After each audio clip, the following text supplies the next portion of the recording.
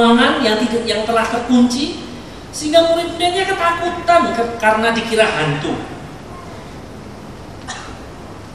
Dan di Markus dicatat bahwa Yesus menampakkan diri dengan bentuk yang lain.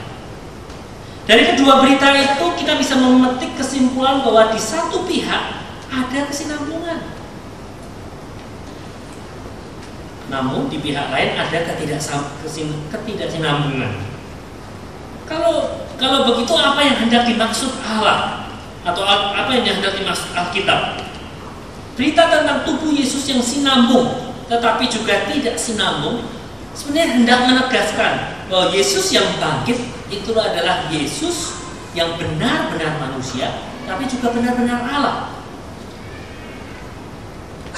Saudara, kemudian bahwa tubuh kebangkitan itu sinambung dan tidak sinambung juga menunjukkan pula bahwa kebangkitan Tuhan Yesus bukan sekedar hidup lagi dari kematian, melainkan bahwa Ia dibangkitkan ke suatu hidup yang lain. Saudara, mungkin ada contoh, misalnya kadang-kadang ada orang yang dinyatakan meninggal oleh dokter gitu ya, lalu beberapa jam kemudian ia hidup lagi. Tetapi kebangkitan Yesus sama sekali tidak dapat dibandingkan dengan kejadian seperti itu.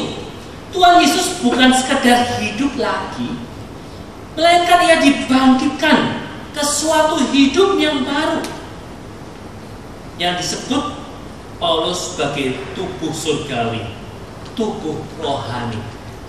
Yang ada sinambungnya, kita bisa mengenal. Kita akan dalam kitab Wahyu nanti kita akan lihat bersama bahwa segala bangsa, kaum, bahasa akan berkumpul, bersorak, menyembah Allah, memuji Tuhan.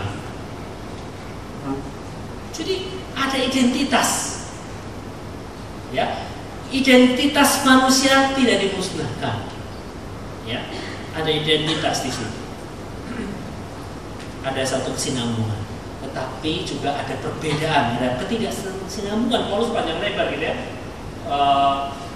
ungkapkan ya, tubuh yang lebih mulia, tubuh surgawi, ya, ada tubuh surgawi, ada tubuh duniawi. Tapi kemuliaan tubuh surgawi lain daripada kemuliaan tubuh duniawi, kemuliaan matahari lain daripada kemuliaan bulan dan lain sebagainya, ya. Demikian pula dengan kebangkitan orang mati, ditaburkan dalam kebinasaan, dibangkitkan dalam ketidakbinasaan, ditaburkan dalam kehinaan, dibangkitkan dalam kemuliaan, ditaburkan dalam kelemahan, dibangkitkan dalam kekuatan, dan lain sebagainya. Saudara, di sini kita melihat bagaimana Rasul Paulus menjelaskan dalam bahasa yang sederhana dan mungkin juga tidak akan sempurna menjelaskan tentang bagaimana bentuk tubuh rohani atau tubuh surgawi yang akan datang. Saudara, bagian yang ketiga, yang terakhir, Rasul Paulus yang pertama, Rasul Paulus ingin menegaskan ulang melalui ayat-ayat dalam 1 Korintus pasal yang ke-15 bagaimana semangat Korintus dimotivasi, didorong untuk hidup dan berkarya dalam cerita lengkap Allah. Kalau cerita saya sampai di sini saja, maka mungkin Anda akan bertanya, oke, Kristus bangkit, kita nanti akan bangkit. Terus buat apa saya bekerja? Cari uang. Buat apa cari uang? Agar dapat bekerja, gitu ya. Muter-muter gitu ya. Terus apa arti pekerjaan saya? Buat apa saya berjuang melawan korupsi? Buat apa saya berjuang mengelola lingkungan hidup itu semakin baik? Apakah hanya sekedar seperti slogan orang pemerintah ya, untuk anak cucu kita gitu ya? Saya pikir tidak hanya sekedar untuk anak cucu kita, pekerjaan kita, hidup kita, karya kita, jerih payah kita itu berharga di mata Tuhan. tidaklah sia-sia. Kutip di ayat 24 sampai 20, di ayat 24 sampai 28 ya. Saya bacakan. Tetapi kalau segala sesuatu telah ditaklukkan di bawah Kristus, maka ia sendiri sebagai anak akan menaklukkan dirinya di bawah Dia yang telah menaklukkan segala sesuatu di bawahnya, supaya Allah menjadi semua di dalam semua. Saudara, itulah puncak bahwa Allah akan menjadi raja atas alam semesta ini. Dia akan menjadi raja yang dimuliakan. Kita akan bersama-sama menyembah mulia-mulia. Kita akan bersama-sama segenap makhluk memuji kebesaran Allah sebagai raja dan kerajaannya yang mulia dan agung. Saudara, sekali lagi melalui metanarasi atau cerita Allah yang lengkap akan dunia ini, kita akan bisa menonton dan kita akan diajak terlibat dalam sebuah drama Allah yang bermisi. Misi bukanlah tindakan manusia, tetapi tindakan Allah. Alkitab menceritakan bahwa Allah yang memilih dan menciptakan dunia dan berinisiatif untuk memperbaikinya ketika keciptaan itu melenceng dari skenario yang dikehendaki.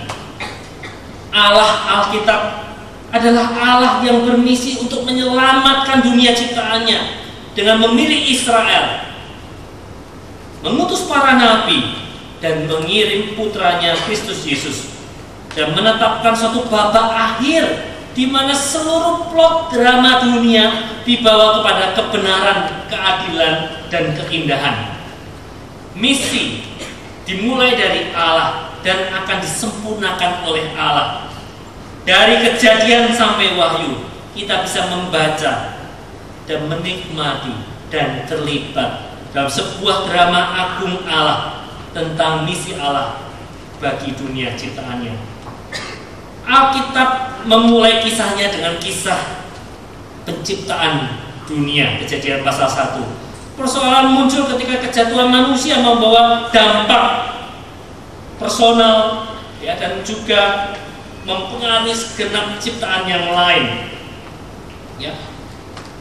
Kejatuhan manusia bukan hanya berbicara masalah dosa, tapi lebih daripada itu dampak, efek, akibat dari dosa itu akan merusak sistem ekonomi, merusak sistem sosial, merusak budaya, merusak ekologi, dan selain sebagainya dalam dunia ciptaan yang indah ini yang diciptakan Allah. Manusia merasa malu dan retak di dalam kejiwaannya. Kehidupan ekonominya tidak akan mudah. Hubungan sosialnya akan ditandai dengan dominasi dan penindasan. Kesusahan dan penderitaan akan menandai kehidupan manusia. Saudara, tidak heran kalau kemudian drama kisah Alkitab menjanjikan dan menuju sebuah babak akhir di mana dunia akan dipulihkan kembali. Wahyu pasal yang ke-22.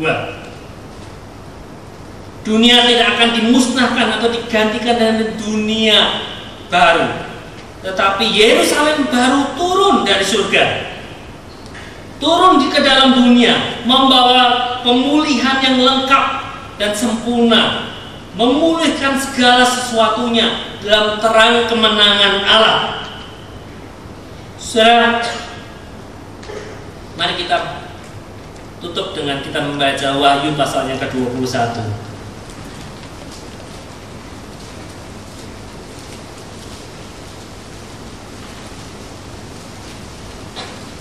Disinilah akhir puncak dari segala sesuatunya, ending dari narasi Allah, dari penciptaan sampai pada akhirnya. Wahyu pasal yang ke-21. Saya akan bacakan. Lalu aku melihat langit yang baru, bumi yang baru, sebab langit yang pertama dan bumi yang pertama telah berlalu, dan laut pun tidak ada lagi. Dan aku melihat kota yang kudus, Yerusalem yang baru, turun dari surga, dari Allah, yang berhias bagaikan pengantin perempuan yang berdandan untuk suaminya.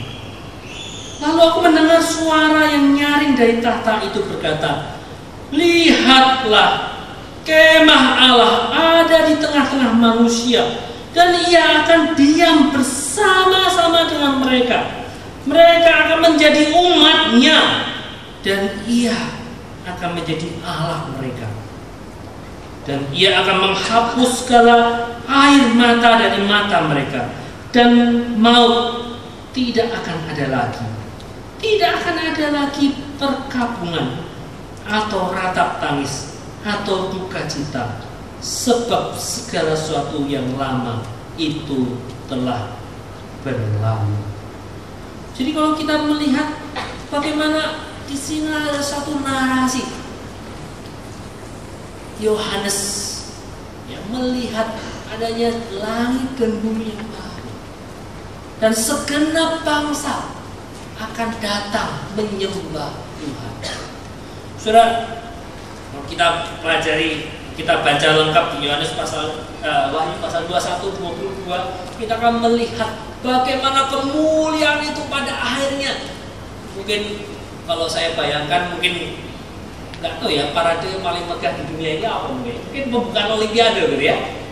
Mungkin, saya nggak tahu lagi ya.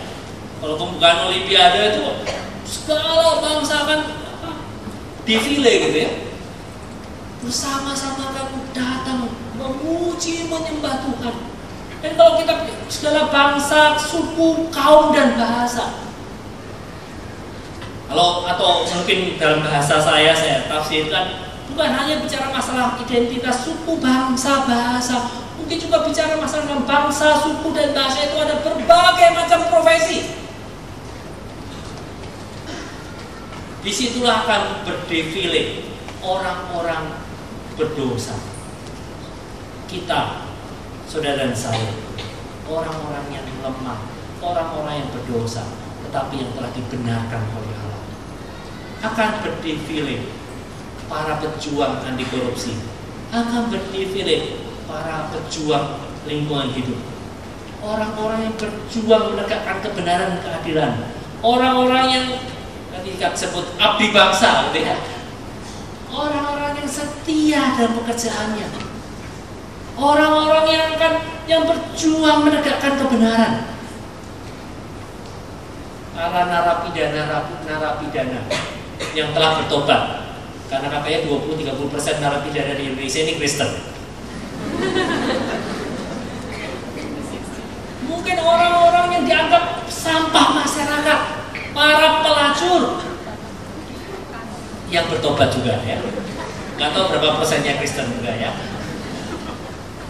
Mereka bersama-sama, orang-orang yang mengatakan Engkau Kristus Tuhan dalam hidupku. Mereka akan bersama-sama, seluruh makhluk bumi akan bersama-sama menyembah mulia-mulia anak domba Allah. Saudara, itu adalah suatu puncak generasi di mana kita semua ini terlibat. Oleh karena itu, kalau saudara perhatikan Rasul Paulus menutup cerita yang panjang tentang kebangkitan di ayat yang ke-58. Mari kita baca bersama-sama ayat yang ke-58. Sudah ketemu? 1 Korintus 15 dan 58. Satu, sudah ketemu? 1, 2, 3. Karena itu, dan biarlah selalu dalam pekerjaan Tuhan, sebab kamu tahu bahwa dalam persekutuan dengan Tuhan jeripayahmu tidak sia-sia. berdiri teguh, jangan goyah, giatlah selalu dalam pekerjaan Tuhan, sebab kamu tahu bahwa dalam persekutuan dengan Tuhan apa? Jerih payah tidak sia-sia. Jerih payah kita, dan saya jelas saya melihat bahwa berbicara masalah jerih payah ini bukan hanya bicara masalah pelayanan, ya, bukan bicara masalah dunia rohani dan dunia sekuler gitu ya, tapi bicara masalah ya jerih payah kita dalam menegakkan kebenaran, keadilan di dunia ini tidak akan sia-sia. Kita bisa berjuang karena kita tahu bahwa kita akan menang. Kita akan bisa melawan penindasan karena kita tahu bahwa Kristus menang. Mungkin kita di penjara, Mungkin kita disalah mengerti, mungkin jabatan kita tidak naik-naik, posisi kita itu aja. Mungkin kita orang yang dalam tanda petik bukan orang yang kaya, atau mungkin kita juga orang kaya. Semua itu ada dalam anugerah Tuhan. Sekali lagi, jerih payah kita tidak akan sia-sia. Mari kita berjuang, hai mahasiswa Kristen. Mari kita berjuang, hai siswa Kristen. Mari kita berjuang, hai alumni Kristen. Dalam berbagai macam bidang. Jadikanlah kita sebagai, kuduskanlah Tuhan dalam pekerjaanmu. Engkau sebagai pemungut cukai gitu ya, pajak gitu ya.